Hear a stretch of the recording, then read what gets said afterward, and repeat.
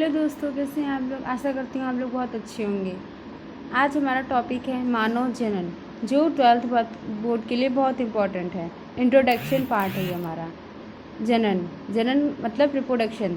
यह प्रक्रिया जिनके द्वारा कोई भी जीव अपनी जैसी संतति उत्पन्न करता है, वह प्रक्रिया जिसके द्वारा कोई भी जीव अपनी संतति उत्पन्न करता है जनन कहलाता है, मतलब रिप्रोडक्शन कहलाता है।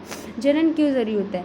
किसी भी प्रजाति को बोलते हैं स्पीसीज की निरंतरता, क्वांटिटी को बनाए रखने के लिए जनन आवश्यक होता है। जनन के प्रकार, जनन दो प्रकार का होता है, एक लैंगिक जनन, एक अलैंगिक जनन। जो अलैंगिक जनन होता है उसमें नर और मादा एक ही में होते हैं। एग्जाम्पल के लिए लेंगे हम लोग अमीबा में नर और मादा एक ही में होते हैं, क्योंकि ये एक कोशिका होती है।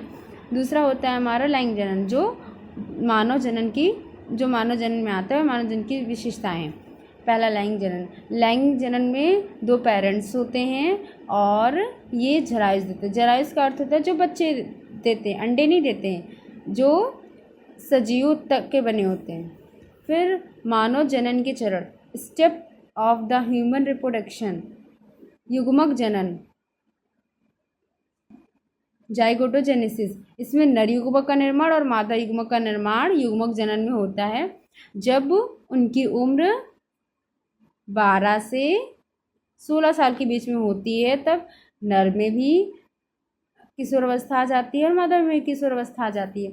दूसरे में होता है हमारा वीर्यसेचन, वह प्रक्रिया जिसके द्वारा शुक्राणु को मादा जननांग में पहुंचाया जाता है, वीर्यसेचन कहलाता है।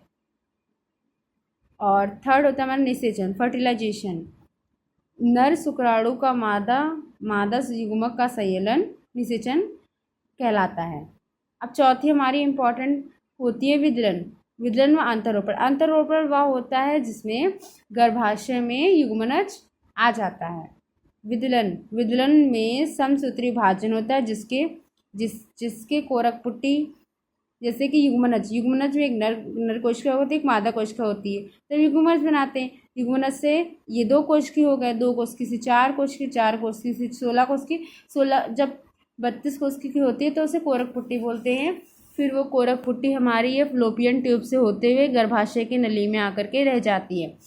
और अंतरकोश व प्रक्रिया जिसमें कोरक पुट्टी गर्भाशय अंतः स्तर में ढक जाती है। सागर्भता मतलब प्रेगनेंसी हो जाती है, तो वह भूरी परिवर्धन। सागर्भता गर्भधारण गर्भविधि 9 महीने 9.5 महीने की होती है। भूरी परिवर्धन माँ के गर्भाशय में भूड़ के अंग का बनना, ठीक है। प्रसव मतलब कि होता है डिलीवरी, सिंपल शब्दों बोले व दुग्ध स्राव। प्रसव पूर्ण विकसित भ्रूण का बाहर आना, माँ द्वारा नवजात शिशु का पोषण देना। युग्मक जनन, अब इसको हम लोग शॉर्ट टिप्स या नोट्स में आप लोग नोट्स में लिख सकते हो, जैसे कि युग्मक जनन नोट्स में लिख सकते हैं। युग्मक जनन से वीर्यसेचन से निषेचन से विदलन या सागर्भता या अंतरोपण या भ्रूणता, और फिर प्रसव या स्त्राव। आशा करते हैं आप लोगों को समझ में आया होगा। ये हमारा चित्र है